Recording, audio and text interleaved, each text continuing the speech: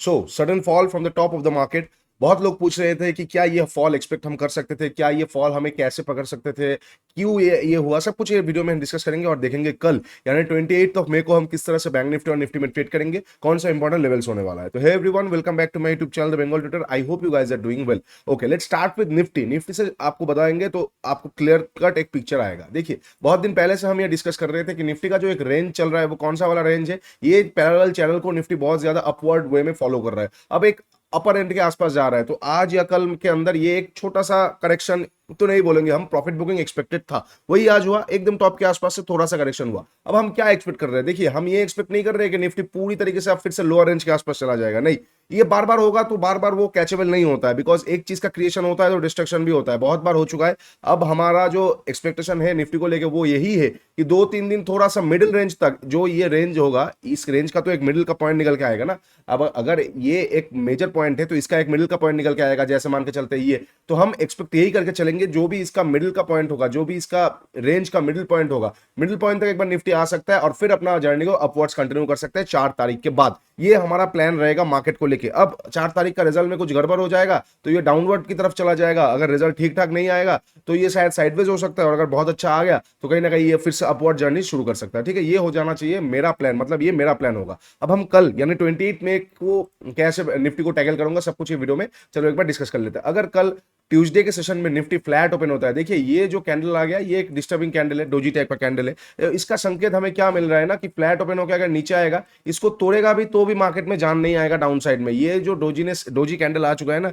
ये हमें अब हमें कंफ्यूजन शो करेगा। मतलब फ्लैट ओपन होकर अगर नीचे गया, अगर 22,870 के नीचे तोड़ा फ्लैट ओपन होकर, ठीक है, ओनली फॉर फ्लैट ओपनिंग, तो मैं सेल नहीं करूंगा। मैं नीचे से लिक्विडिटी ग्रैब या फिर कुछ देखूंगा, अगर वहां से मुझे बाइंग सिनेरियो मिलता है तो मैं बाइंग कर सकता हूं। नीचे से बाइंग करके क्या करूंगा, ये एरिया के आसपास से बाइंग करके ऊपर से फिर से शॉर्ट कर दूंगा। ठीक है, ये होगा मेरा प्लान। तो अगर ये फ्लैट ओपन होता है, मैं एक बार लेवल मार्क कर देता हूं 22,804, ये ओनली फॉर फ्लैट ओपनिंग के लिए मैं बार बार बता रहा हूं, ये चीज बहुत इंपॉर्टेंट होगा। गैप डाउन पे अलग सा तरीके से हम प्लान करेंगे।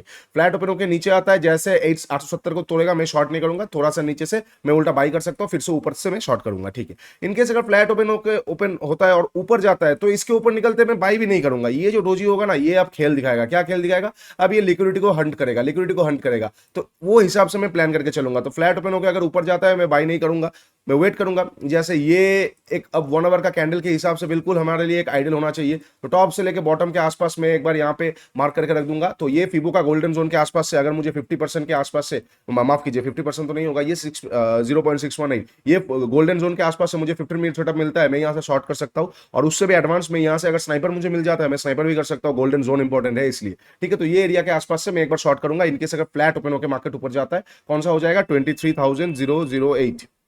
Okay, very great. अच्छा, इन केस अब फ्लैट ही ओपन नहीं होता है, गैप अप और गैप डाउन ओपन होता है, यहां पे हमारा प्लान चेंज होना चाहिए। अगर फ्लैट ओपन होता है तो हम कॉन्ट्रा करेंगे, अगर गैप अप और गैप डाउन ओपन होता है, अगर गैप अप ओपन होता है 23,000 के आसपास, तो मैं वेट करूंगा, सेटअप आने पे शॉर्ट करूंगा। इनकेस अगर इसके ऊपर जाके थोड़ा सा सस्टेन कर दिया, प्राइस एक्शन आ गया, तो मैं बाइंग कर लूंगा, जितने भी शॉर्ट थे वो कवर हो जाएंगे। ठीक है, अच्छा, बहुत बड़ा गैप अप कुछ कर नहीं पाएंगे, सेकंड हाफ में ट्रेड करेंगे। गैप डाउन पे, इनकेस गैप डाउन ये एरिया के आसपास ओपन होता है, सेटअप एक्टिवेट पे ही बाई करेंगे। अगर इसके नीचे प्राइस एक्शन आना चालू हो जाता है तो मैं शॉर्ट करूंगा 22,600 तक के लिए मेरा टारगेट रहेगा। देखिए, मेरा सिंपल सा बात होना चाहिए, मैं ये एक्सपेक्ट करके चल रहा हूं कि 4 जून से पहले मार्केट हो सकता है 2 दिन रुकने के बाद एक और 200-250 पॉइंट का करेक्शन दे, जो मार्केट को 22,650 700 तक लेके आए, और फिर 4 जून को अपना रैली वो कंटिन्यू करे, या फिर गलत हुआ तो नीचे की तरफ आए। मतलब 22,600 एक मिडिल पॉइंट होगा मार्केट के लिए। अगर हम रेंज को भी देखेंगे तो भी आपको ये दिख जाएगा कि एक मिडिल पॉइंट हो जाएगा 22,600 से लेकर 650 के बीच में। ठीक है, अच्छा, ये हो जाएगा गैप अप और गैप डाउन का सारा possible situation.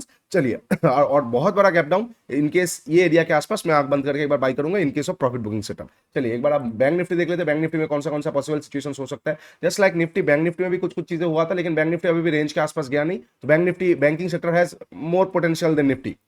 Okay, Bank Nifty में क्या था, और एक चीज मैं बोलना भूल गया था, निफ्टी में आई होप आप लोगों ने सबने ये ट्रेड किया था जो प्रीवियस डे क्लोज वाला ट्रेड था हमारा, जो हमने डिस्कस करके रखा था। गैप अप ओपनिंग पे अगर प्रीवियस डे क्लोजिंग के आसपास से हमें बाइंग मिलता है तो हम करेंगे। आई होप ये ट्रेड आपने सबने किया था। और बैंक निफ्टी में भी हमने शेयर करके रखा था, अगर गैप अप ओपन होता है उसके बाद एक छोटा सा प्राइस एक्शन आएगा, छोटा सा प्राइस एक्शन आएगा, हम यहाँ पे बाई कर सकते हैं। आई होप ये दोनों ट्रेड आप सबने किया था। ये वाला जो ट्रेड था फॉल वाला, ये ओनली फॉर जिनको स्ट्रक्चर मैपिंग आता है वही पकड़ पाएंगे, अदरवाइज आप पकड़ नहीं पाएंगे। ठीक है, अब हम बैंक निफ्टी में कैसे ट्रेड करेंगे, just like Nifty, bank Nifty में भी ये जो डोजी कैंडल आ गया, अब अब ये तहलका वाला, मतलब वो मीम याद आ गया, आज ऑमलेट नहीं तहलका ऑमलेट बनाएंगे, वो वाला चीज आ गया, ये तहलका वाला कैंडल हो जाएगा। मतलब अगर फ्लैट ओपनिंग के बाद इसके नीचे निकलते ही कोई शॉर्ट करेगा, they are going to be trap, it will be a very very grave dangerous situation. तो यहाँ पे आप ध्यान से कीजिएगा, इसके नीचे निकलते ही शॉर्ट मत कीजिए, इसके ऊपर निकलते ही बाई मत कीजिए। अगर फ्लैट ओपन होता है, गैप अप ओपन हो जाता है, गैप डाउन ओपन हो जाता है, तो हम कर सकते हैं, बिकॉज वहां पे प्रेशर वैसा रहेगा। लेकिन अगर फ्लैट ओपन होकर ऊपर या नीचे की तरफ जाता है तो क्रॉस करते ही मत कीजिए, मैं बार बार बता रहा हूं,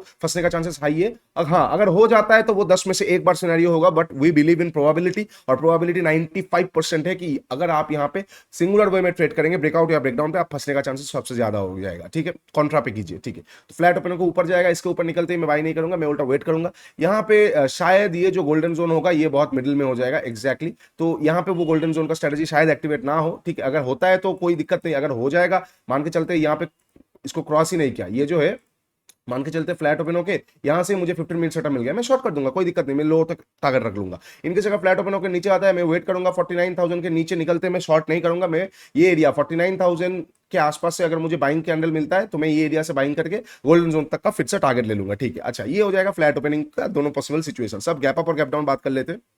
इनकेस गैप डाउन ओपन होता है 49,000 के नीचे, तो अगर यहाँ पे छोटा सा इत्तू सा आज की तरह प्राइस एक्शन आ जाएगा तो मैं शॉर्ट कर सकता हूँ 48,670 तक का टारगेट के लिए। इनकेस अगर बहुत बड़ा गैप डाउन ओपन होता है सेकंड हाफ पे ट्रेड करूंगा। इनकेस अगर गैप अप ओपन होता है तो शॉर्ट कवर आ जाएगा। तो अब क्या है ना, अब मार्केट हमें इतना तो बता रहा है कि मार्केट अगर 49,650 के ऊपर निकलना चालू करता है तो वो ऑल टाइम हाई के ऊपर जाके ही मानेगा। तो किसी भी दिन अगर 49,650 के ऊपर एक कैंडल क्लोज हो, छोटा सा प्राइस एक्शन मिल जाए, प्राइस एक्शन नहीं भी मिलेगा चलेगा, आधा घंटा सस्टेन कर जाए, तो मैं यहाँ पे बाइंग करना सबसे ज्यादा बेनिफिशियल होगा। तो अगर कल ही गैप ओपन होते हैं उसके ऊपर आधा घंटा सस्टेन करता है तो मैं बाइंग कर लूंगा ऑल टाइम हाई का टारगेट के लिए। और इनकेस अगर सस्टेन नहीं कर पाता है और गैप अप ओपन होकर तुरंत नीचे आ रहा है तो ये फिर से नीचे की तरफ डुबकी लगा सकता है। ठीक है, अच्छा, बहुत बड़ा गैप अप क्या करेंगे और फिर सेकंड हाफ पे ट्रेड करेंगे। चलिए, ये हो जाएगा सारा पॉसिबल सिचुएशंस बैंक निफ्टी और निफ्टी के लिए, जिसमें मैं कल यानी 28 मई को ट्रेड करने वाला हूं। इसके बाहर का कुछ भी सिचुएशंस आएगा, I am not interested, I am not comfortable enough to trade. मैं भी आपको यही सलाह दूंगा, plan your trades and trade your plans. बस सिंपल, आप जो प्लान कर रहे हो उसको ही ट्रेड कीजिए। अगर आपके प्लान में ये ट्रेड था तो आप ये ट्रेड करेंगे,